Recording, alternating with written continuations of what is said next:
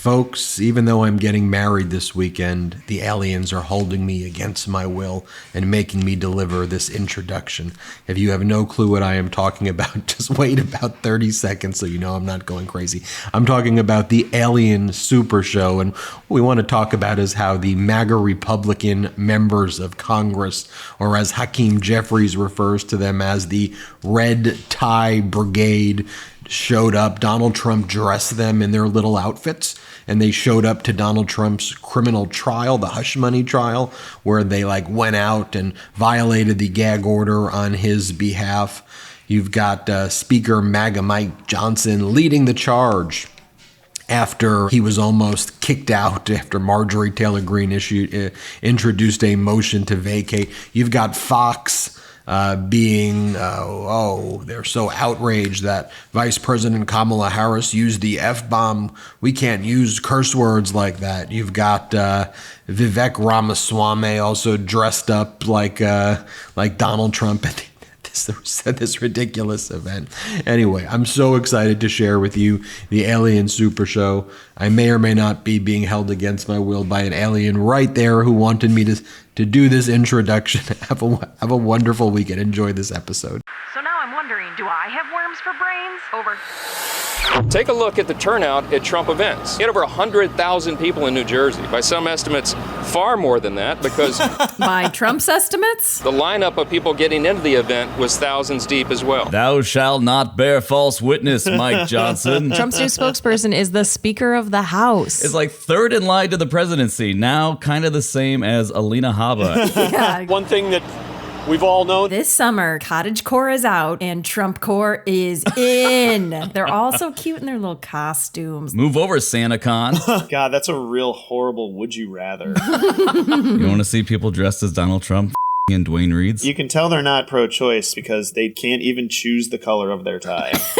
Their ties are a little too normal length. Yeah. They need to be at least 4 feet longer. Also, the weird rise of Doug Burgum. Burgeoning Burgum. We've all known as this was a sham trial, but when you have an opportunity to see it up close and personal, you can see it's actually a scam trial. Yes, it is a trial about a scam. That's exactly right, Doug. Sham v. scam. Wait a minute. It's not a scam trial. A sham trial would be okay, that's a thing you could say about a trial. It's fake. No one's getting scammed here, okay, Doug? Just because words sound the same doesn't mean that. I'm trying to stand up for the integrity of words. That is an institution that is far underrepresented. I just switched out the H and the C. It's super clever. It's really a scram. As in, they better get out of here with this weaponized justice. We're all here today because of the circus of this trial.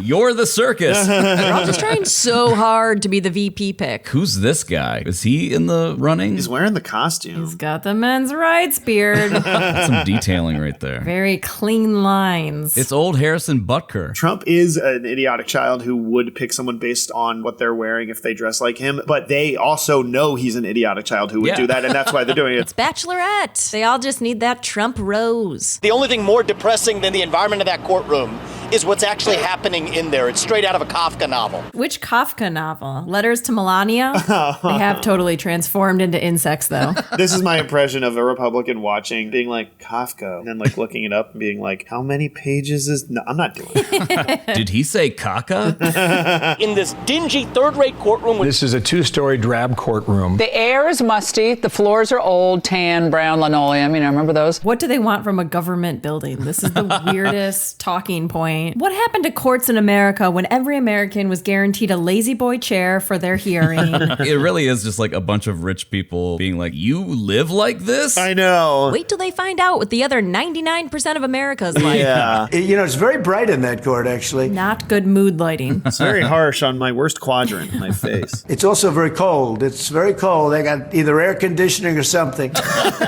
Or something. What would the other thing be? It's a doorway to the 9th circle of hell. It's actually very cold. Was it freezing in there? No, it wasn't, actually. It was actually warm. Did you not get the talking point? He's a chilly old man. Could someone actually fill us in on the trial itself? This case is built on two things. It's built on a liar, a professional liar, and a whore. And I use that as a biblical term because she's accepted money. Ooh, T.W. Shannon, you're spicy. T.W. Shannon. T-dubs. I mean, in both cases, he's talking about Donald Trump. There's whores in this courthouse, whores in this court. I use that as a biblical term because she's accepted money for sex. Stormy Daniels is Mary Magdalene in Donald Trump's persecution complex. All right, well, let's check in and see what the outrage machine is up in arms about this week. Kamala Harris just wants to be one of the guys. One of the guys. So she drops an F-bomb. So infuriating. Sometimes people will open the door for you and leave it open. Sometimes they won't. And then you need to kick that door down. Is she just trying to be one of the guys? Act like one of the guys and maybe drop the F-bomb. Only white men are allowed to swear at summits for diversity and inclusion. Only men use the word f***. Did you know that, Spornak? I don't think we have any examples of you saying that word. I'm not trying to be one of the guys, okay? I am your regional manager, and you better pay attention and listen to me. I have no problem with a well-placed F word if it's used sporadically and not often. Sometimes I just follow the AP style book on that. Yeah. I'm a journalist first, all right? Excellent F-bomb. Excellent use of the word f***. If it's well-placed. Well-placed and sporadic. What'd you make of that? Lack of class.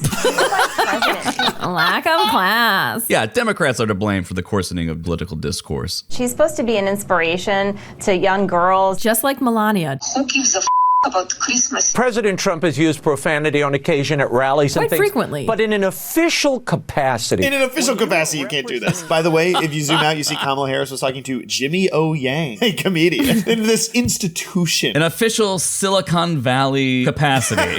Silicon Valley, hey, 5 seasons. That's an institution. Yeah. Dropping an F-bomb. She is so edgy and cool. It reminds me of when Hillary Clinton went on The Breakfast Club. Because I can only compare women to other women. I was going to say. Or when Trump has pandered to everyone. I don't get easily offended either, Sean, but this bothers me.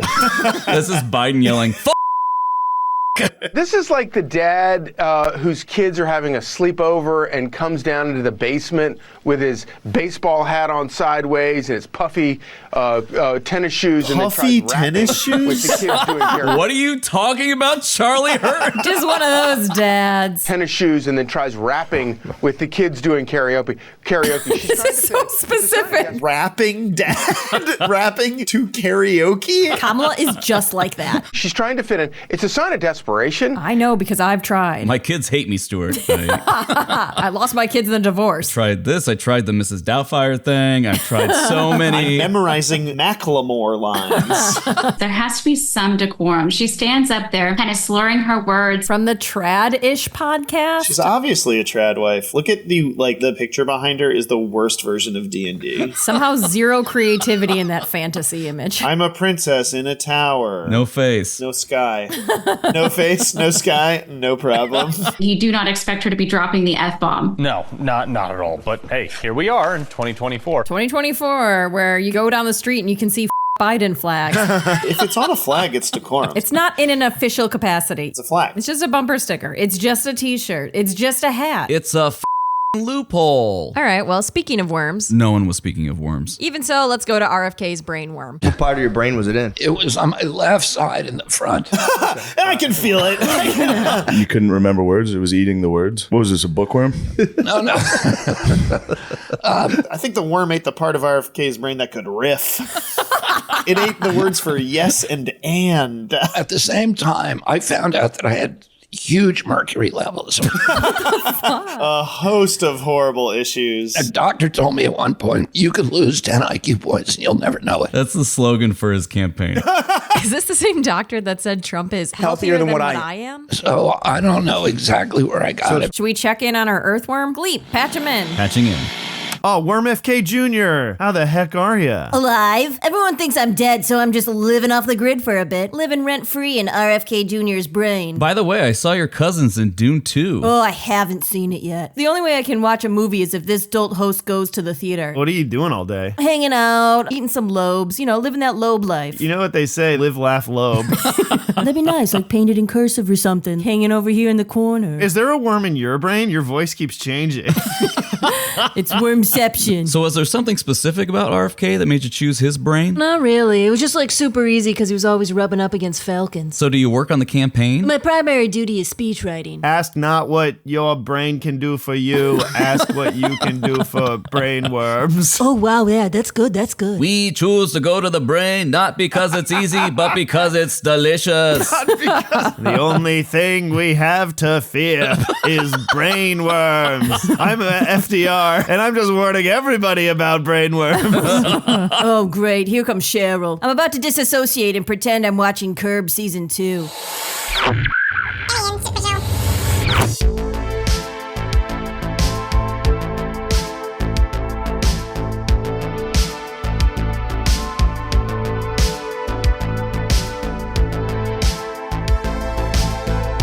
Ashton Kutcher's going to pop and left to tell us that we've been pumped. I should be out campaigning now instead of sitting in a very cold courthouse all day long. Can we stop this cruel game and allow the boy to keep one shred of dignity?